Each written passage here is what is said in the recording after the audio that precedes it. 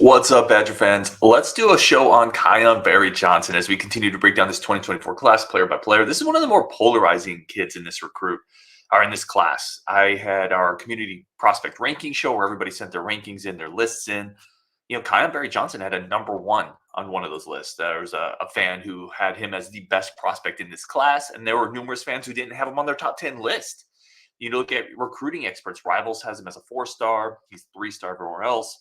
This is definitely a guy, Clint Cosgrove, who did a lot of great work for Rivals and has a really good voice on this. Absolutely loves Kyan Berry Johnson. Other people are a little concerned about kind of the upside. He's not as big, 5'11", 5'10", 170 pounds. The only receiver in this class out of Bolingbrook, Illinois, Midwest kid. He's a lot of fun to watch on film. Let's start there. Let's do our three things we like about this prospect. We do it for all of them. The first one is incredible hands and body control.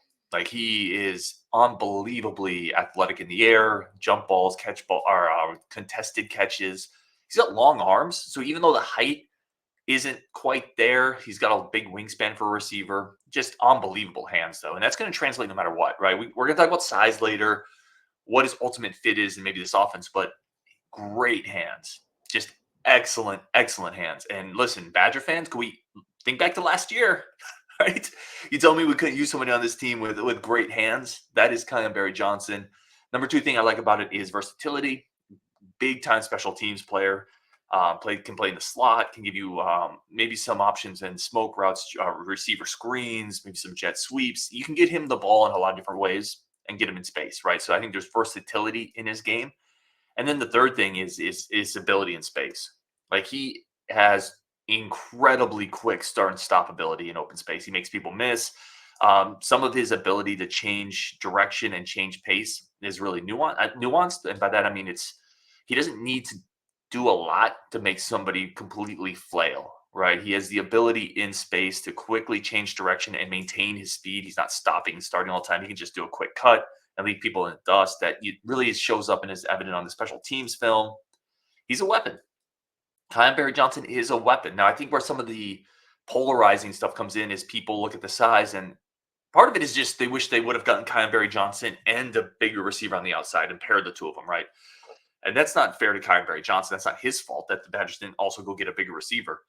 But from a fit standpoint, he's probably more of a slot guy. The Badgers are already kind of loaded there. Again, that doesn't diminish anything that Kyan Berry Johnson is, but it does, I think, maybe dropped him in the ranking list a little bit just because his size isn't quite as prototypical. If this was a 6'3" guy with his speed, his explosiveness, his hands, his special teams versatility, he's like a 5-star receiver. But he's not. He's a 5'11" guy. And one of the questions I've had is, how is that going to translate some of that contested catch ability, some of those jump balls, some of that red zone ability you see in the high school film? How does that translate to college level when you're not the biggest receiver to start with?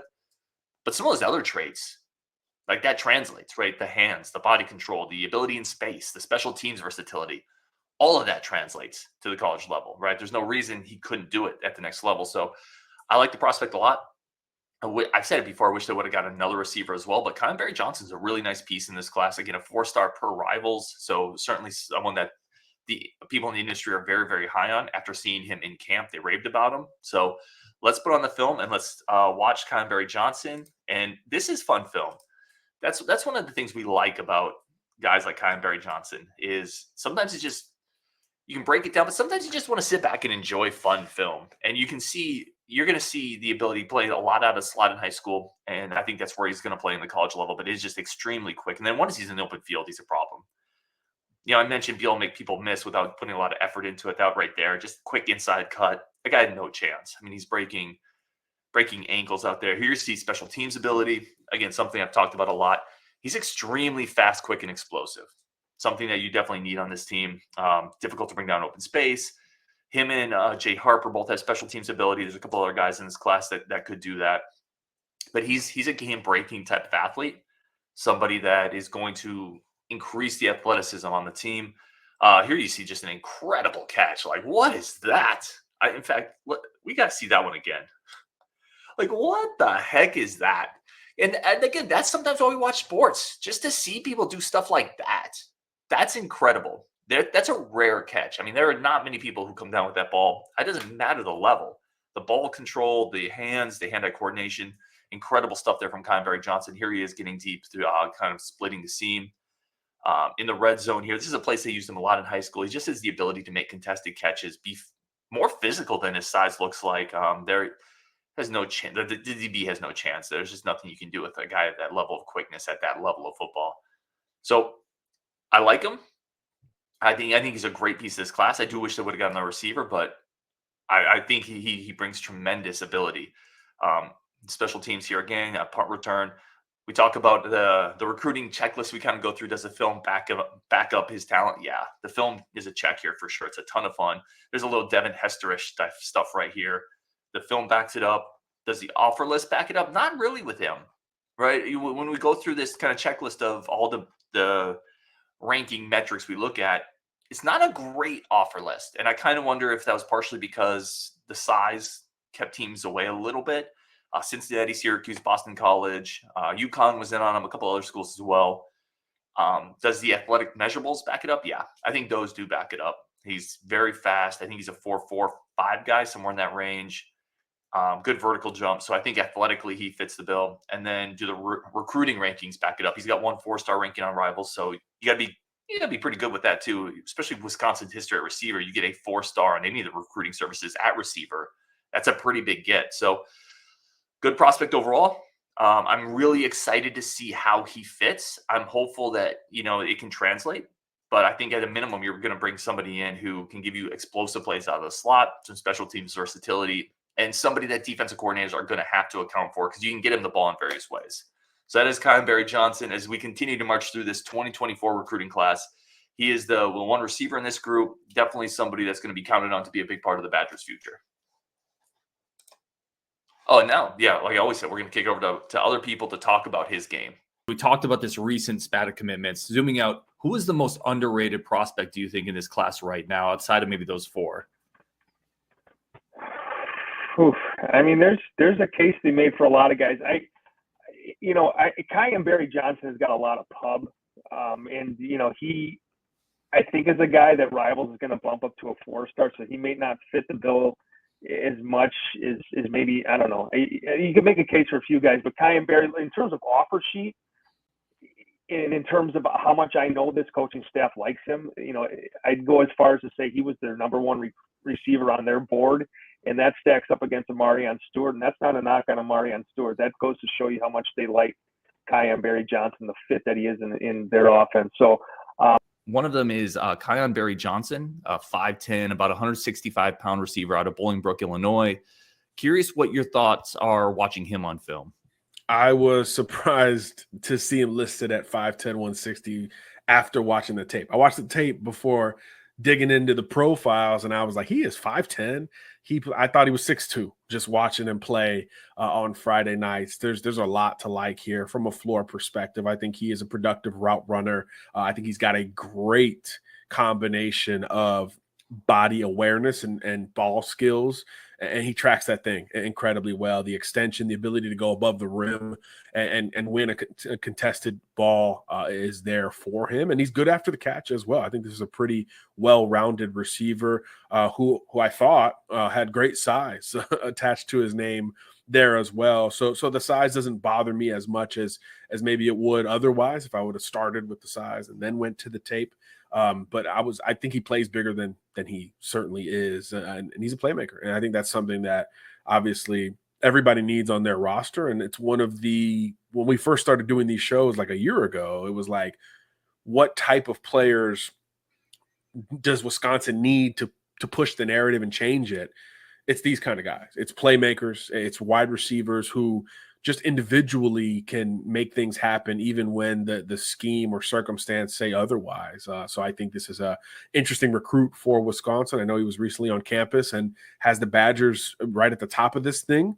So we'll see how the rest of his recruitment plays out, who jumps in, where does he visit. But at this point, you got to feel really good about the Badgers' chances, and you understand why, from Wisconsin's perspective, they're in on this kid because he is an absolute playmaker before and after the catch, and that's just there's not a lot of those out there. Yeah, when you watch film of him, the same thing stuck out to me, by the way, seeing him go up in the red zone, pluck the ball over cornerbacks as a 5'10" guy. But also what sticks out is what you would expect from a 5'10", 165-pound guy, right? They throw the smoke screen, little receiver screens out there. Yeah. He has some real open field ability. And I want to talk a little bit about, with Wisconsin transitioning to this new Phil Longo offense where you're going to spread it out, you need to start adding pieces like this that can be a little more versatile and give you maybe weapons in the toolbox you haven't had previously.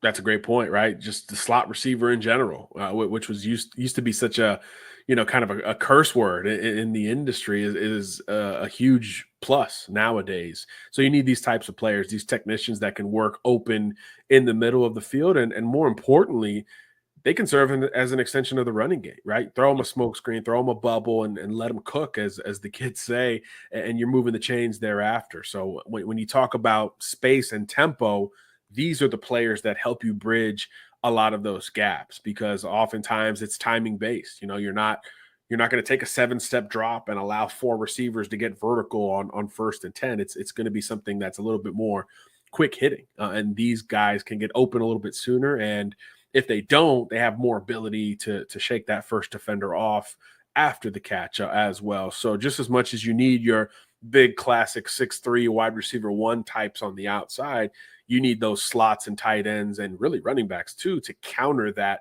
and keep a defense honest more in the middle of the field and or at the line of scrimmage itself. So yeah, you absolutely need these types, and you don't have to dig too hard into the Phil Longo resume to find a lot of slot types that had a lot of success in this regard.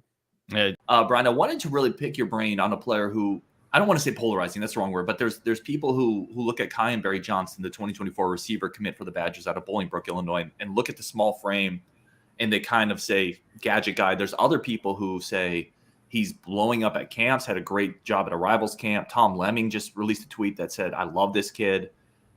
He is also the lowest ranked Badger commit in this class. If you look at the composite at an 86, it feels like opinions are all over on Kyan Berry Johnson. Where are you at on Kyan? He's one of those kids, when you turn on the film, it's just fun to watch. You could be an Iowa or Minnesota fan who they all hate Wisconsin because you're all rivals, but respect the player because he just makes plays. Okay, that's first off. And there's one play that I was watching his film that is not synonymous with guys his size. They threw a fade ball to a kid that's listed at 5'10", and he's probably not that tall, if I was to guess. And he took it off this kid's head. Like, he's probably somebody that can dunk or at least come pretty darn close.